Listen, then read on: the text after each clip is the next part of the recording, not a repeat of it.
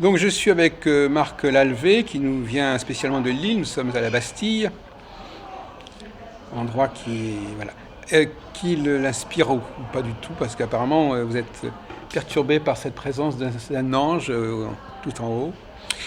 On est en train de faire le point sur l'œuvre de Serge Hutin. Là, il nous a apporté presque tout ce qu'il avait publié.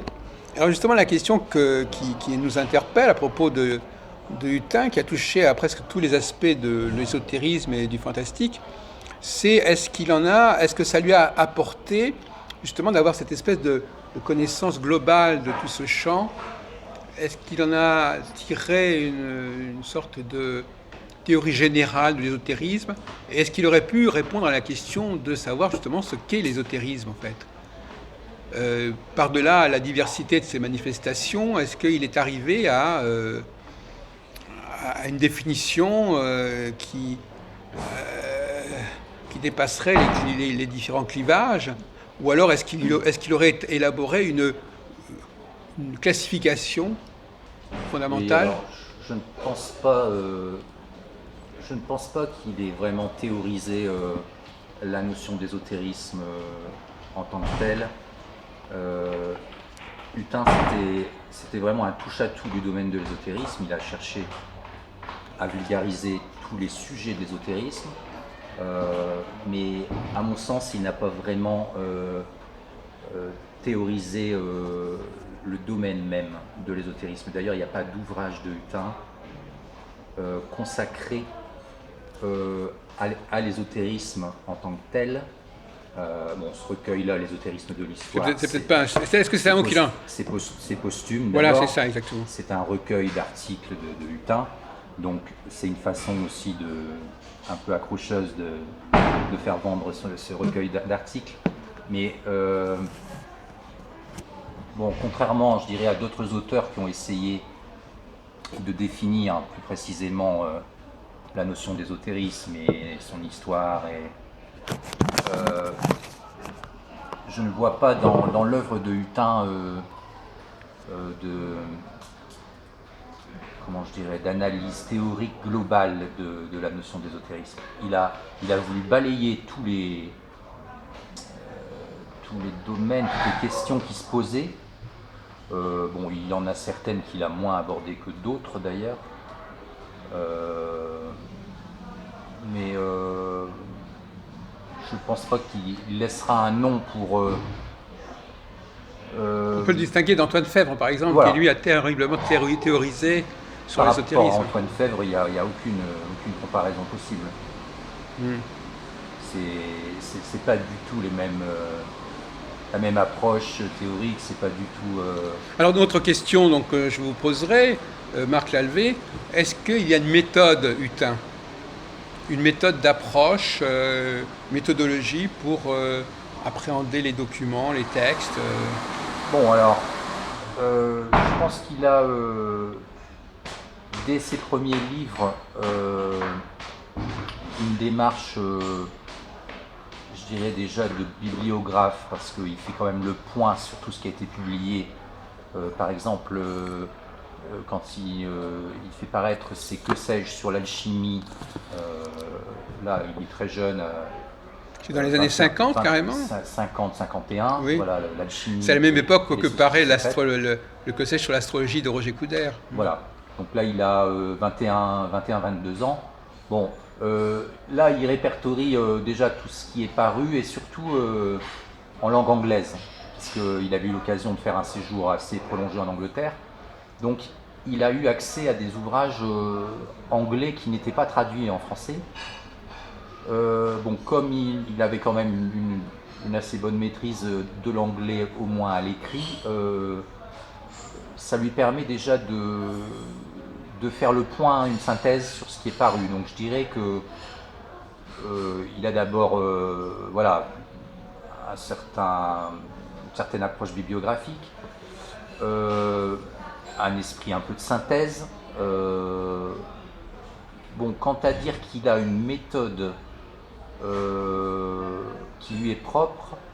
Alors si ce n'est pas la sienne, ce serait celle de qui? Ce serait on va voir que il a des ouvrages du début de sa carrière qui sont universitaires, quand il est à l'école pratique des hautes études, En sciences religieuses. On va en reparler, voilà.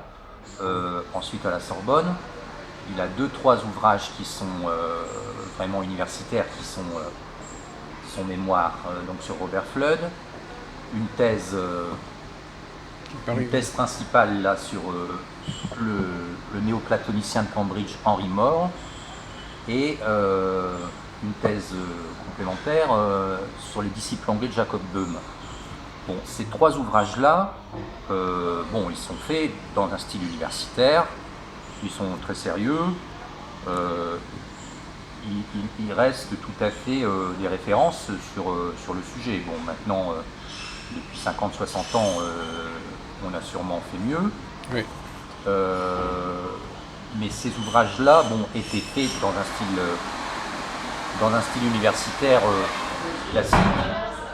Excusez-moi, à votre avis, à quel titre il a été choisi pour écrire ses ouvrages chez Que sais-je?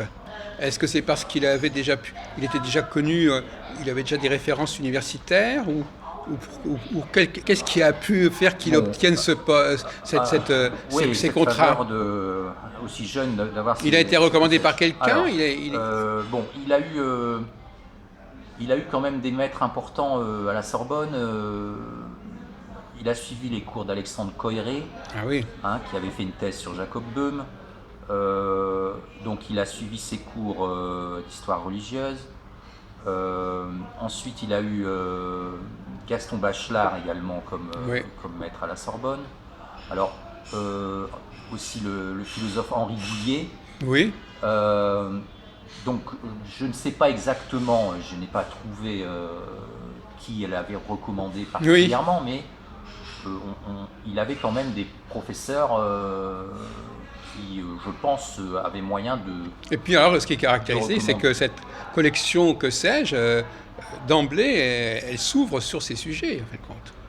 Que ce soit l'astrologie, l'alchimie, etc. Alors, il y a quand même une disponibilité à ce niveau-là. Oui, c'est sûr que pour les années 50, je pense que ça a fait date d'avoir un que sais-je sur l'alchimie, un que sais-je sur les sociétés secrètes.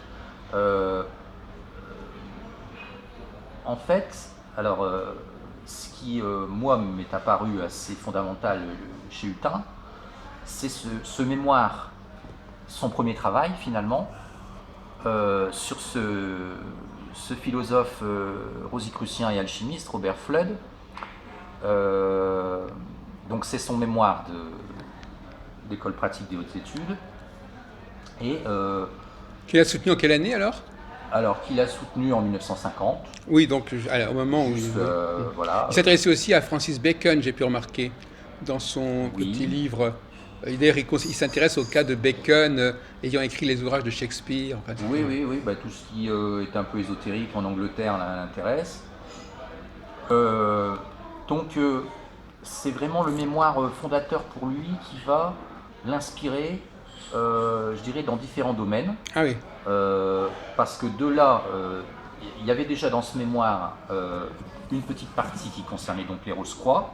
Ah oui. Donc, ça va donner naissance ensuite à son histoire des Rose-Croix. Voilà, c'est ça. D'ailleurs, il reprend, la couverture reprend une planche, une page de titre de Robert Fludd, qui est l'histoire du microcosme et du macrocosme. Voilà. C'est une histoire des Rose-Croix qui a connu plusieurs éditions, qui a ensuite été encore rééditée de façon plus moderne, un peu complétée. Donc, il va avoir tout de suite cet intérêt pour les Rose-Croix, il va avoir cet intérêt pour l'alchimie, donc le que sais-je sur l'alchimie et tout un ensemble d'ouvrages sur l'alchimie. Alors, il y a celui-ci aussi qui va paraître au Seuil, Les Alchimistes, en coédition. Alors, il y a une question qui se pose, justement, c'est les relations entre Hutin et les éditeurs. Il était très, très ingénieux à ce niveau-là. Il était très actif, il savait très bien s'y prendre pour sensibiliser tout le milieu de l'édition à son travail et à l'ésotérisme en général. Alors, à partir Parce qu'il faut quand même avoir certains entre-gens pour pouvoir, comme ça, paraître au Seuil, chez Hachette, chez Marabout. C'est vrai Il que avait un talent, bon, il a talent. eu sans doute des contacts intéressants dans l'édition. Alors, il ne faut pas oublier il est rentré quand même en contact assez vite avec d'autres auteurs. Euh, je pense que le lien à Robert Amadou Ah oui, a dû compter dans l'édition. Il a rencontré assez tôt aussi Jean-Pierre Bayard, oui, quoique bon, chez Dang, il a eu qu'un livre sur la oui. chimie. Mm. Euh, bon, là, vous dire exactement comment il avait ses contacts dans l'édition, je n'ai Bon. pas creusé la chose, Mm. mais je pense que il a eu, euh, il a eu assez vite par des auteurs qu'il connaissait, euh, aussi par peut-être les personnes qui connaissaient à Atlantis, qui ont pu avoir aussi des liens avec certains éditeurs. Mais c'est vrai que, bon, par exemple, là, pour De Noël, là, c'est très clair que c'était par Robert Amadou, parce que Oui, c'était une collection qui était dirigée par oui. Robert Amadou. Mm. À Toussaint-Jacques, Euh, oui, bien sûr. bon, chez Gérard Nizet,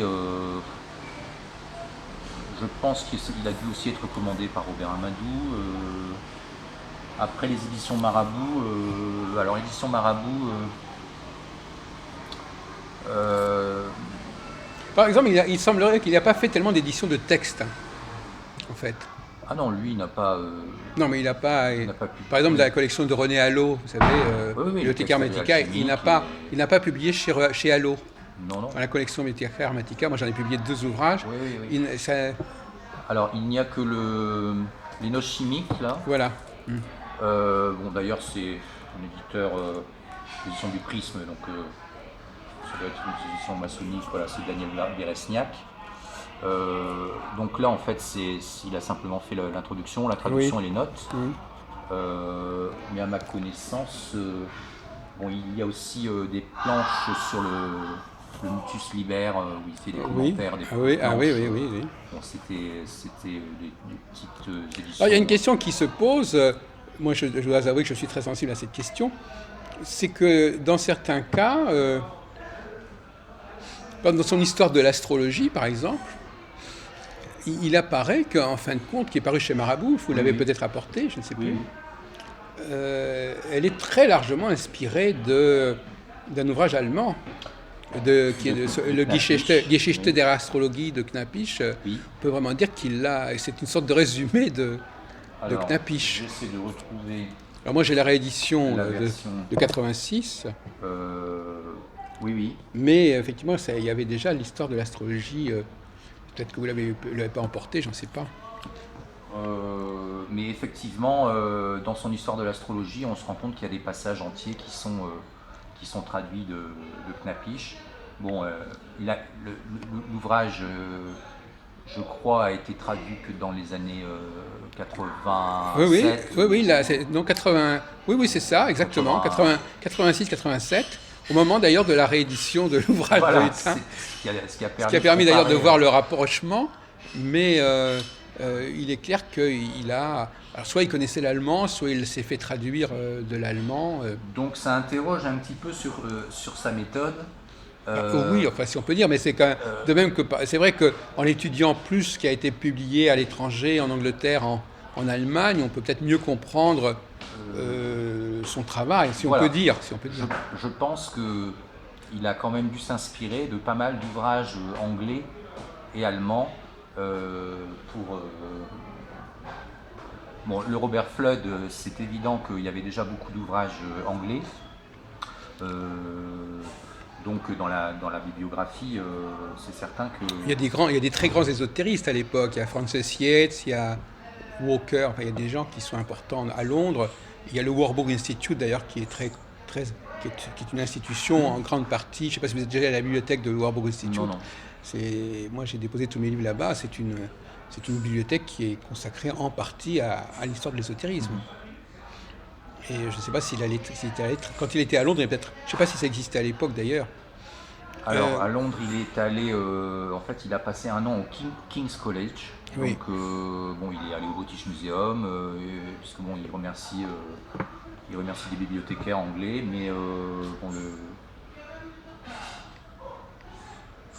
Donc on a quand même un paradoxe à vous écouter, c'est-à-dire que on ne définit pas l'ésotérisme, mais on sait ce qui est, ce qui est ésotérique.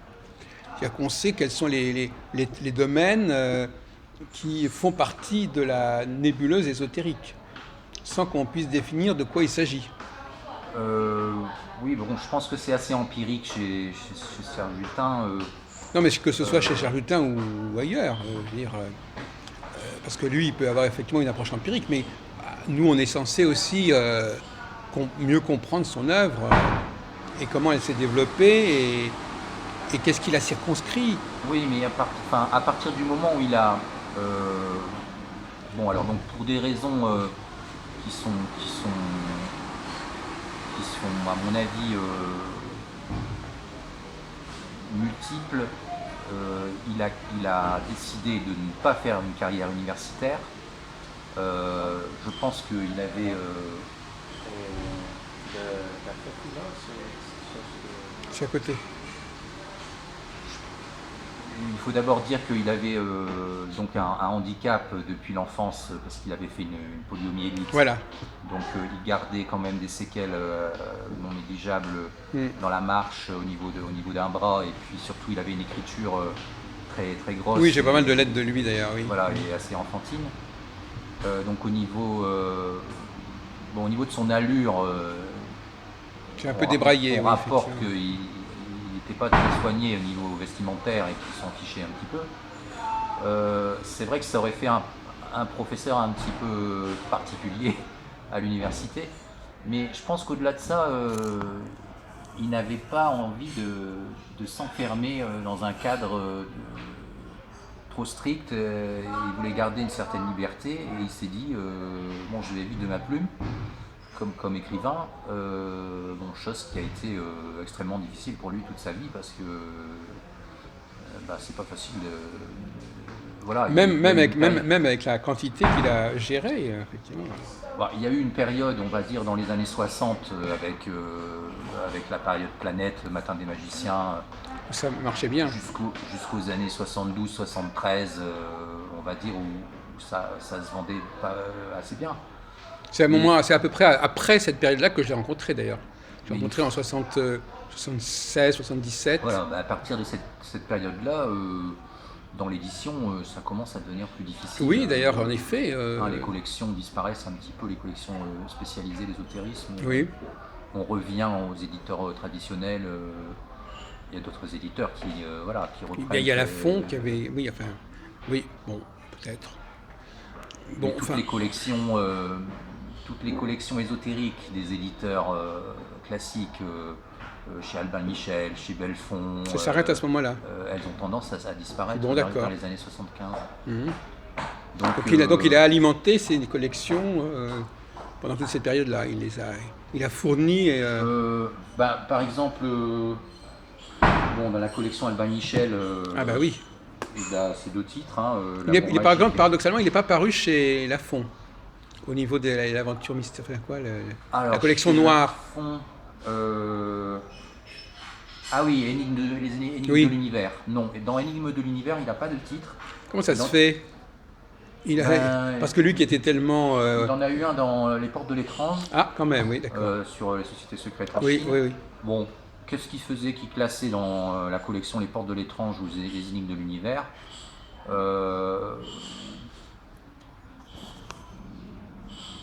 Peut-être que là, c'était déjà plus dans les années 76. Oui. La collection Énigmes de l'univers, c'est parti beaucoup avec les livres de Charroux. Oui, d'ailleurs, il s'y réfère. Par contre, il s'y réfère beaucoup dans sa biographie, aux ouvrages de chez Lafon, mais lui-même n'a pas essayé ou n'est pas arrivé à... Il n'a pas été publié dans cette collection. Ouais. Alors que oui, il a eu des amis... Par contre, il a bien publié chez J'ai lu. Alors J'ai lu, oui, là il a eu plusieurs titres. Une collection de Sadoul, plus ou moins. Enfin, bon. Voilà, qui était dirigé par Jacques Sadoul. Donc Hommes et civilisations fantastiques. Donc on a par le biais de Hutin, on fait la connaissance de toute la production ésotérique française de ces années-là, entre 50 et 70. De vulgarisation, oui. Les éditions d'Angle. là c'est sur la tradition alchimique. Oui. Et puis bon, oui, effectivement, cette collection Marabout. Oui, Marabout, on l'univers secret. pourrait imaginer une thèse de doctorat ou un mémoire sur l'édition ésotérique dans les années 50-70 Oui.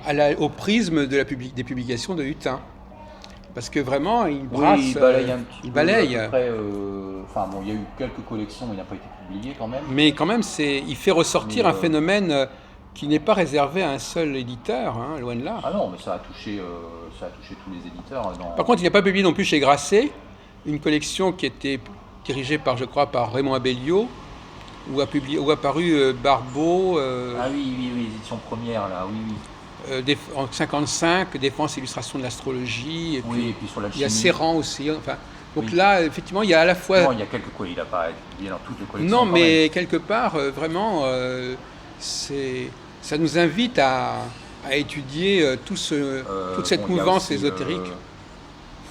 donc la collection Sciences secrètes chez Belfond, à Ben propos oui. une édition des Centuries Nostradamus. L'édition du Rocher, bon, Ah ben oui, c'est vrai aussi. aussi.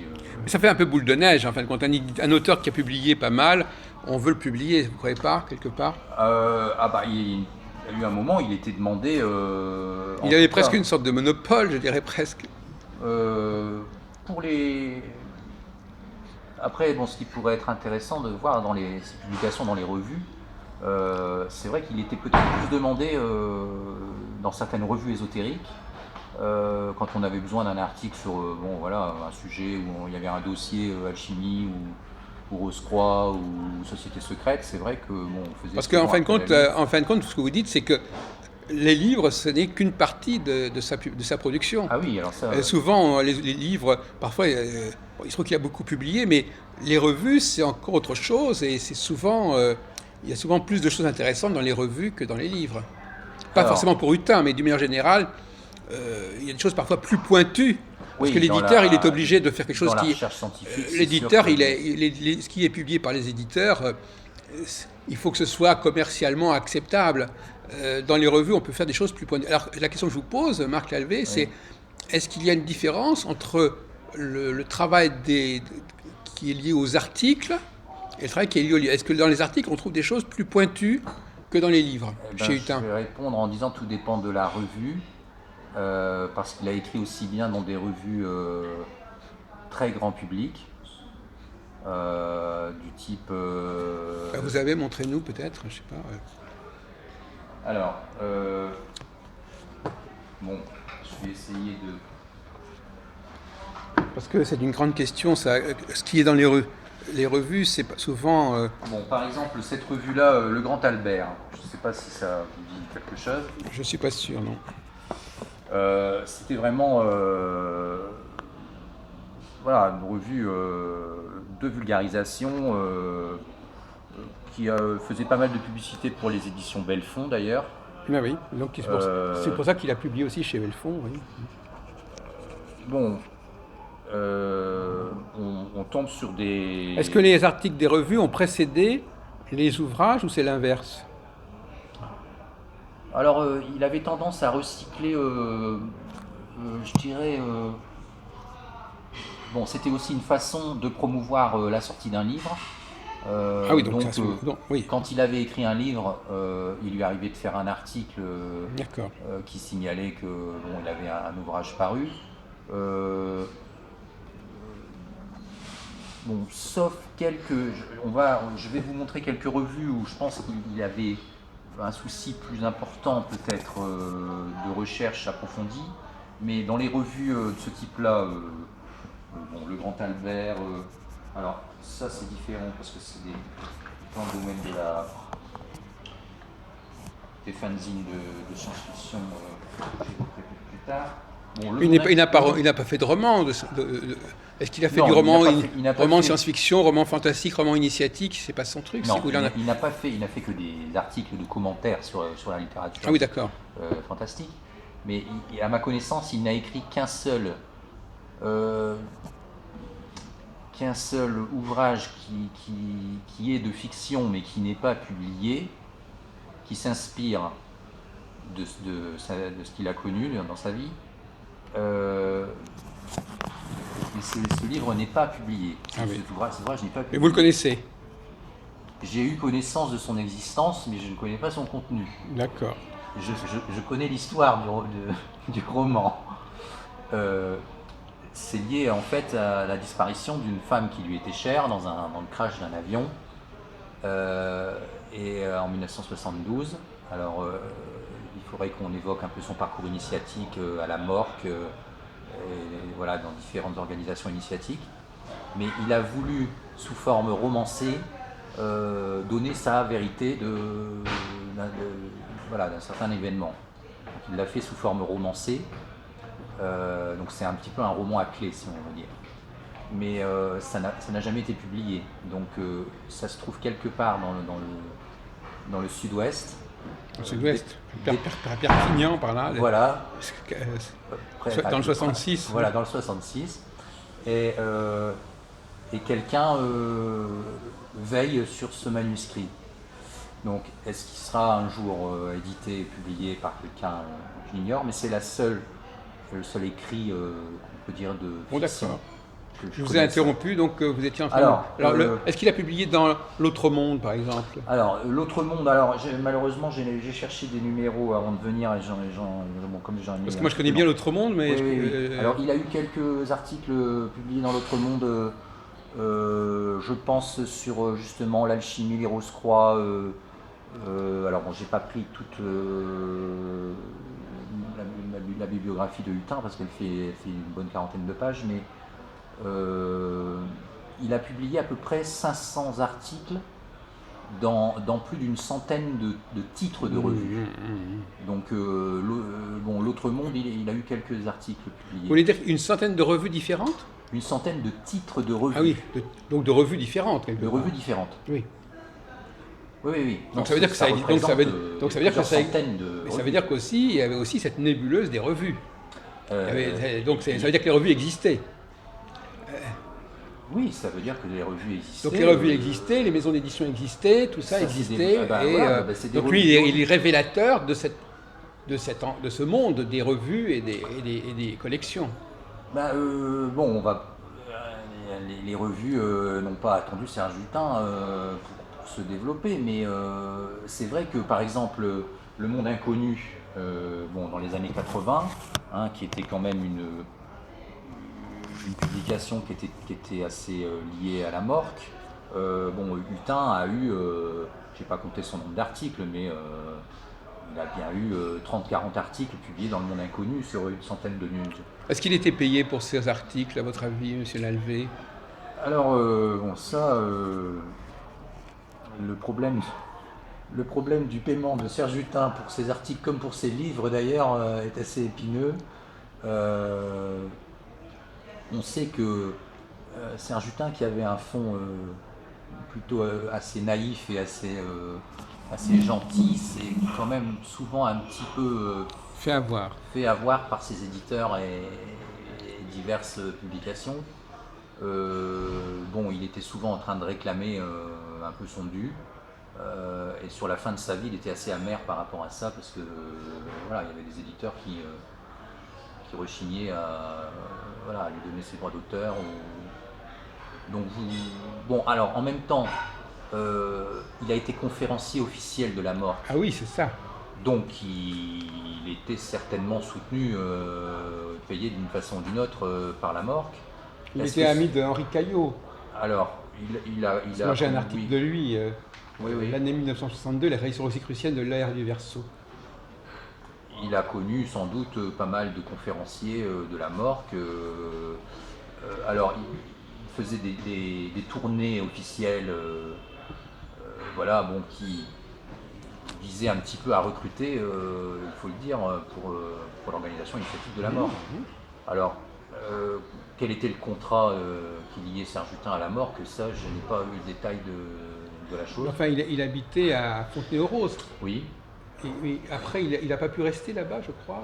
Alors, au départ... il y avait sa mère aussi, je crois. Voilà, si on reprend les origines, il est né dans le 6e arrondissement de Paris, rue de Seine. C'est précis, ça. Oui. Donc 40 rue de Seine. Et il y a vécu sa petite enfance, vraiment toute petite enfance. Ensuite, la famille a déménagé dans une impasse Lefebvre, qui donne sur le boulevard Lefebvre dans le 15e, donc pas très loin de Porte de Vanves. Et ils y sont restés encore jusque pendant la guerre. Alors il y a eu le décès du père de Serge Hutin, il avait 14, 12, il 13 avait ans. 11 ans.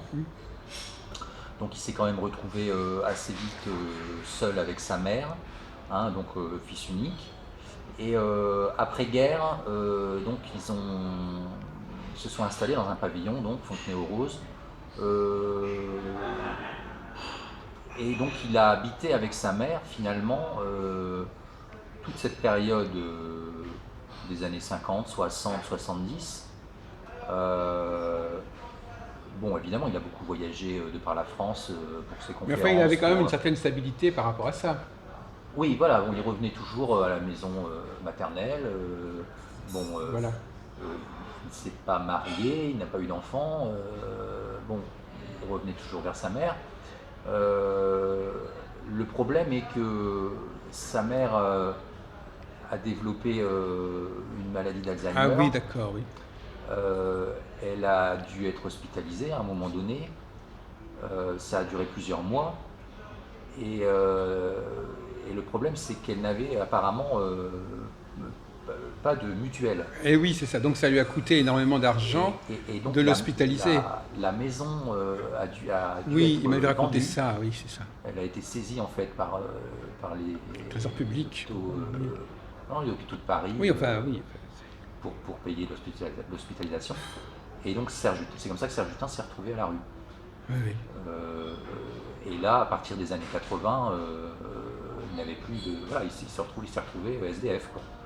Et il y a des témoignages de personnes qui le connaissaient, qui l'ont croisé errant dans les rues de Paris, presque comme un clochard, quoi.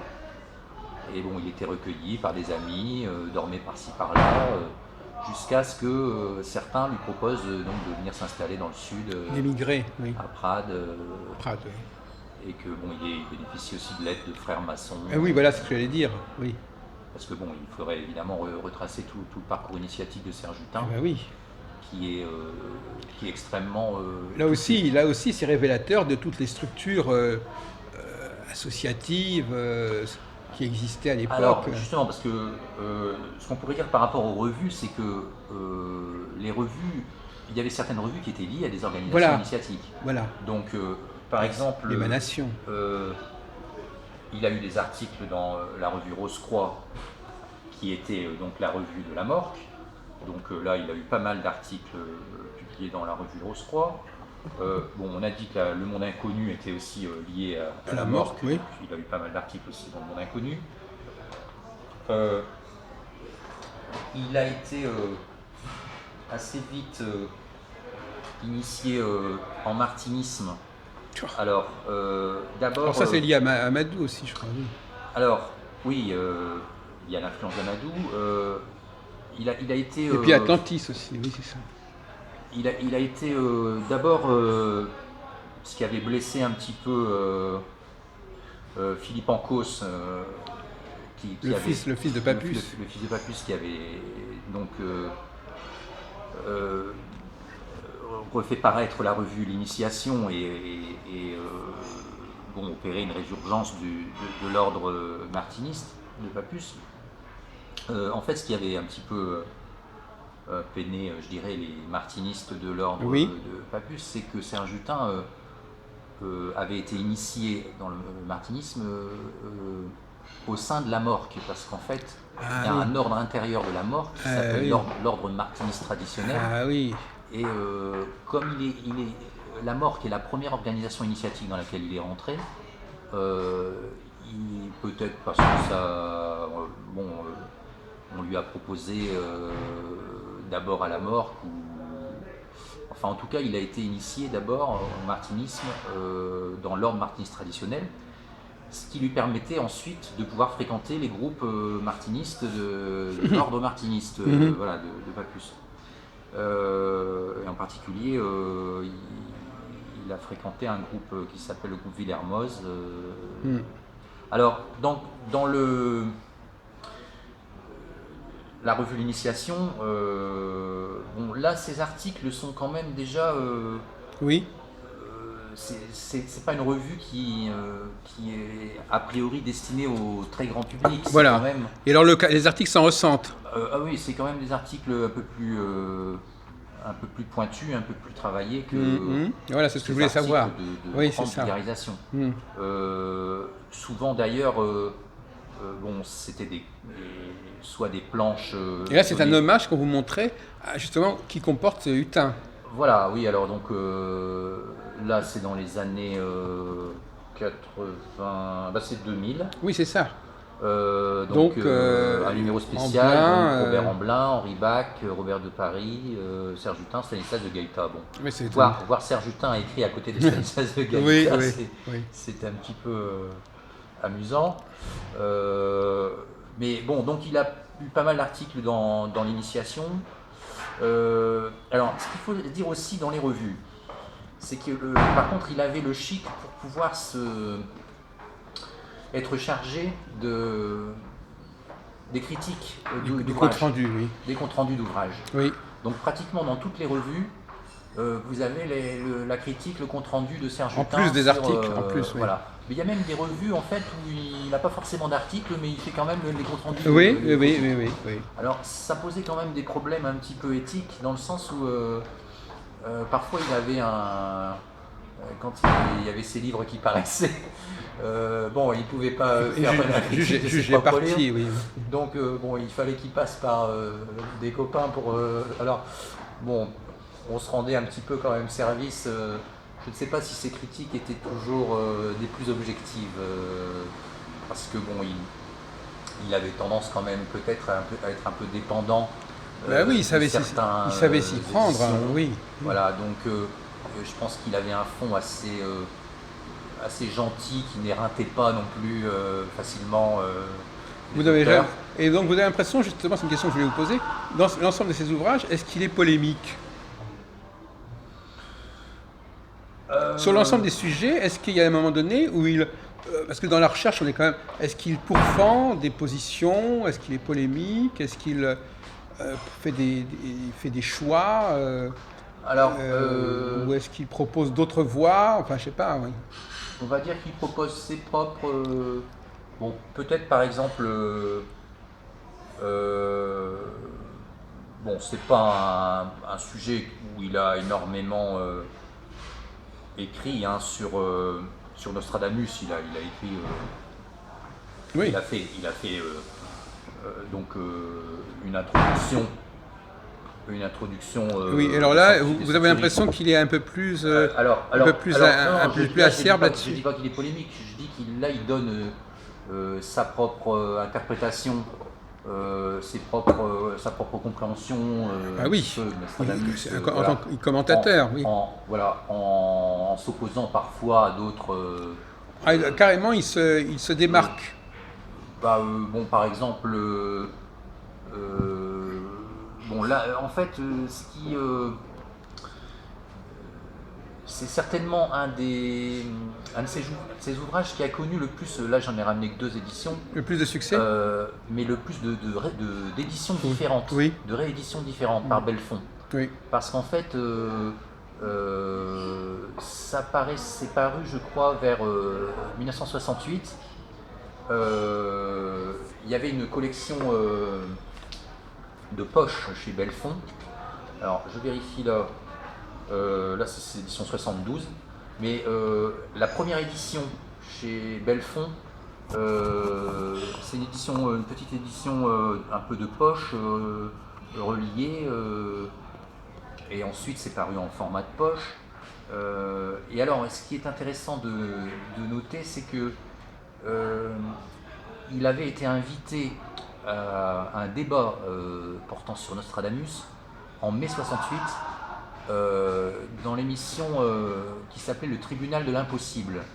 qui diffusait d'abord une fiction sur des sujets plus ou moins ésotériques, et il y avait ensuite un débat qui suivait la fiction. Et donc il y avait donc une fiction concernant Nostradamus et un débat qui suivait la fiction.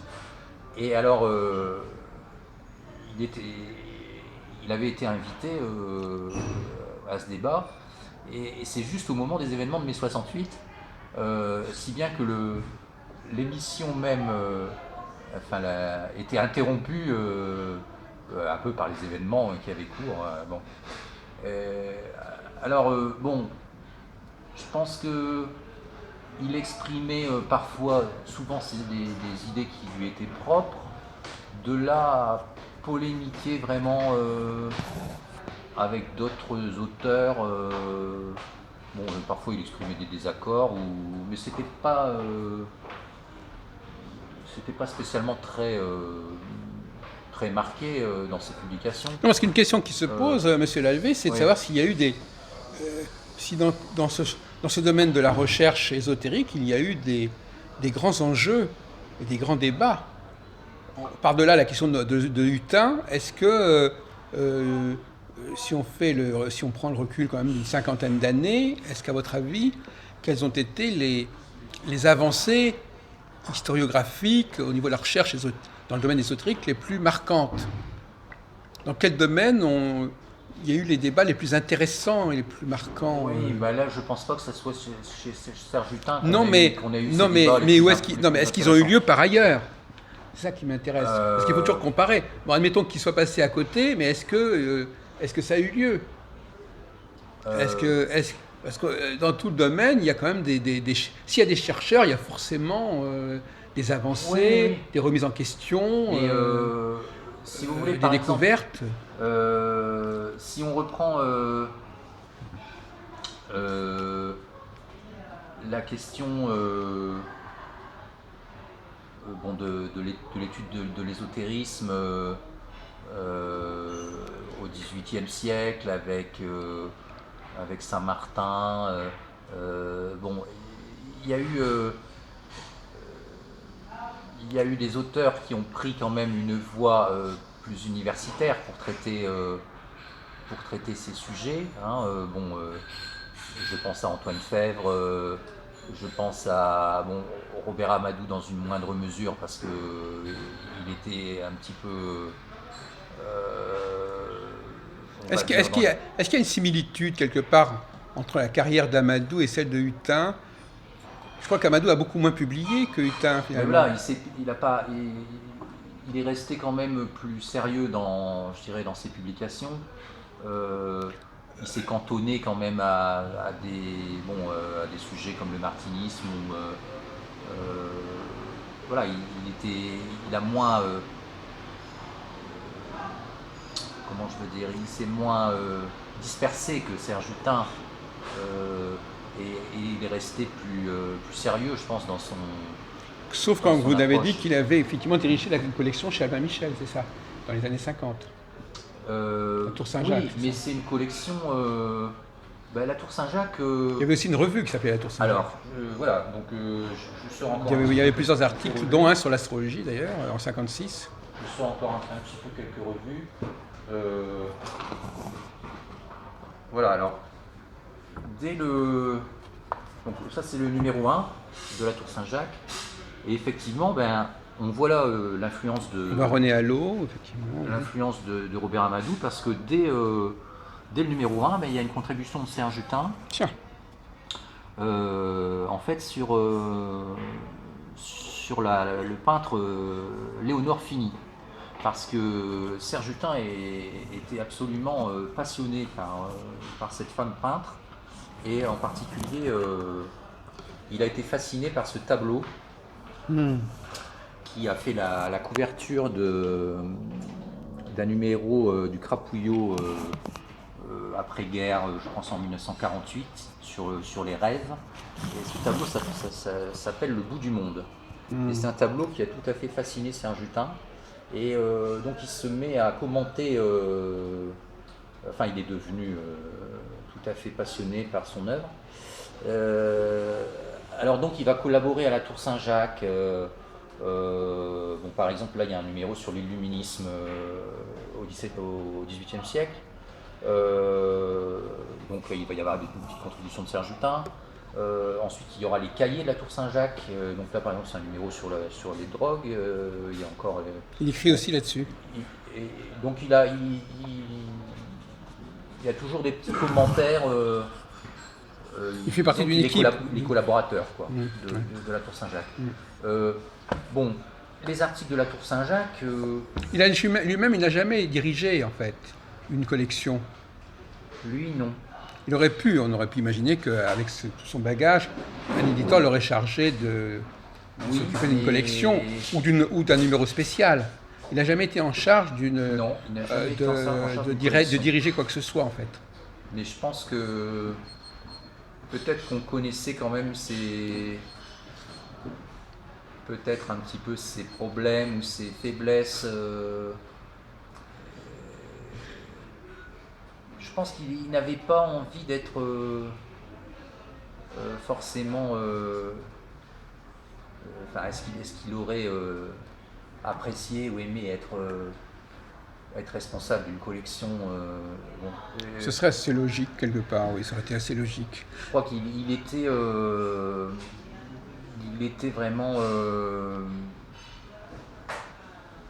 toujours à la recherche d'une liberté qui était difficile à concilier avec certaines responsabilités. Alors, quelles étaient ses méthodes de travail, à votre avis ? Je ne parle pas de sa méthodologie, mais ses méthodes de travail. Est-ce qu'il allait travailler dans des bibliothèques ? Il avait une bibliothèque lui-même importante, à votre avis ? Alors, oui, ça, il avait une bibliothèque.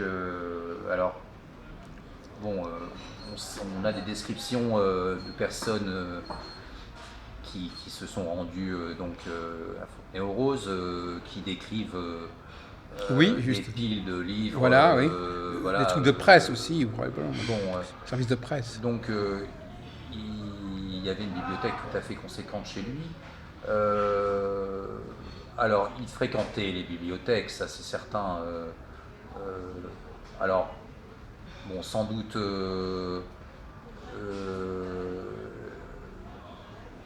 étant aussi tout près, je dirais, des grandes bibliothèques, la Bibliothèque nationale, la Bibliothèque de l'Arsenal.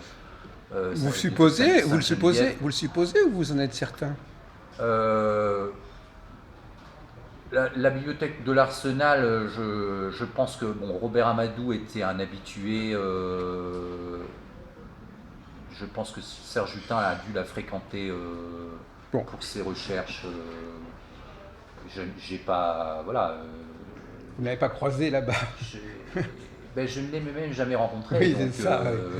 Oui, j'ai pas eu l'occasion de lui poser la question. Oui, c'est ça qui est un peu frustrant. Mais ça m'étonnerait que Serge Hutin. Mais alors justement, la question qui se pose par rapport à votre mémoire, là, pourquoi Serge Hutin, justement ? Alors, où est-ce qu'il est ce mémoire ? Alors. Pourquoi Marc Lalvé a-t-il jeté son dévolu sur M. Hutin ? En fait, voilà, ce qui, moi, m'a intéressé chez Serge Hutin, c'est justement le fait de ne pas avoir pu le rencontrer. Ah oui, d'accord. Alors que j'aurais eu l'occasion de le faire. C'est vrai. En 1997. J'étais venu spécialement à Paris pour l'écouter sur une conférence qu'il devait donner dans ces dernières années. Il y avait Madame Bévilacqua. Madame Bévilacqua qui. Parce que moi je participais aux réunions de Madame Bévilacqua et grâce à Monsieur Hutin, d'ailleurs j'ai fait des conférences chez elle. Voilà, donc qui se faisait souvent dans des hôtels. Oui, à l'hôtel. Oui, près à Birakem, l'hôtel Sofitel, je sais pas voilà, quoi. Il y a eu différents hôtels. C'est là que vous auriez pu. Et alors donc, je suis venu, je crois que c'était le 21 septembre 1997, où Serge Hutin devait donner une conférence qui s'intitulait « Que nous préparent les gouvernants invisibles pour l'an 2000 ». Et oui, d'ailleurs, qui est le sujet, votre propre sujet de mémoire. Et il se trouve que le titre m'interpellait déjà en 1997. Et malheureusement, il venait d'être hospitalisé la veille à Montpellier. Et Il n'avait pas pu remonter. Il n'est pas pu venir à Et Paris. moi-même, je crois que dans certains cas, je l'ai même remplacé d'ailleurs, justement. Oui, quand elle avait un problème avec un conférencier, effectivement, il fallait qu'elle trouve un remplaçant. Et là, le remplaçant, c'est un certain Jean-Gabriel Grellet qui nous a parlé des ovnis, sujet qui n'avait pas plus grand-chose à voir avec nos gouvernants invisibles. Quoique, c'est pas trop loin. Quoique, effectivement, on pourrait y trouver des liens. Alors, pourquoi je me suis intéressé à Serge Hutin? Eh bien, j'ai découvert peu de temps après qu'il était décédé, puisqu'il est mort le jour de la Toussaint, le 1er novembre 1997. Et donc, j'ai eu ce regret de me dire que j'avais failli le rencontrer, l'entendre, sur un sujet qui m'intéressait, et que ça ne serait plus possible. Ah bon, ça vous a tellement frappé, cet acte manqué là. C'est quand même pas suffisant pour se consacrer à un auteur. Eh bien, détrompez-vous parce que. Vous avez la preuve. Parce oui. que c'est ce qui a causé mon intérêt. C'est très amusant. Enfin, c'est amusant. C'est pas quand vous avez failli rencontrer quelqu'un et que ça ne s'est pas fait, ça peut vous laisser. Et donc 4 ans après. Alors, jour pour jour, 4 ans après sa mort. Voilà, on peut dire ça. Eh bien, vous avez payé votre tribut. Oui, enfin, disons que je rends compte un petit peu de mes premières recherches sur Serge Hutin. Et donc, je m'intéresse en particulier, puisque sa conférence concernait le terme de gouvernement. Alors donc, on est toujours avec cette conférence matricielle voilà. À laquelle il faut se référer. Et en fait, cet ouvrage donc, qui était paru en 71, début 72 en fait, donc Gouvernement invisible et sociétés secrètes, on va dire que Hutin avait déjà publié au moins 5 ou 6 livres sur les sociétés secrètes avant celui-ci. Oui. Hein, si on reprend on va en profiter pour revenir là-dessus. Oui. Alors, il faut bien utiliser votre. Il y avait le Que sais-je. Bien sûr, il y avait le Que sais-je. Ça, c'est en premier. Les années 50, ça, oui. Oui, tout début des années 50. Il y avait ce gros livre noir aux productions de Paris, qui est assez bien illustré d'ailleurs, et qui reprend le sujet des sociétés secrètes, je dirais de façon assez exhaustive, aussi bien au niveau historique qu'au niveau sociologique, au niveau de la littérature, du cinéma, et qu'on trouve un peu plus, on trouve encore assez facilement, mais qui a dû être tiré à quelques milliers d'exemplaires. Oui. Alors, il était également docteur ès lettres en fin de compte ou pas? Parce que diplômé de l'école pratique c'est une chose, mais docteur ès lettres, quand est-ce qu'il a passé son doctorat d'État et sur quel sujet? Alors ça je pense que c'est sa thèse. Parce que la thèse il a soutenu un mémoire de l'école pratique des études, mais ce n'est pas sa thèse c'est celle sur Henri Mort. Ah oui, d'accord. Moi, je ne vois pas d'autres. Ça doit être marqué. Alors, effectivement, Henri Mort, ce serait la thèse d'État. Voilà. Qui est, elle, très difficile à trouver parce que c'est un éditeur allemand.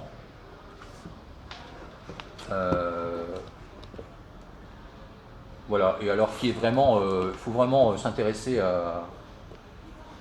au néo. Et il aurait soutenu en quelle année sa thèse d'État? Sa thèse d'État. Parce que, je vous posais, parce que on est à la chronologie. En quelle année il a soutenu son diplôme de l'école pratique et en quelle année il a soutenu.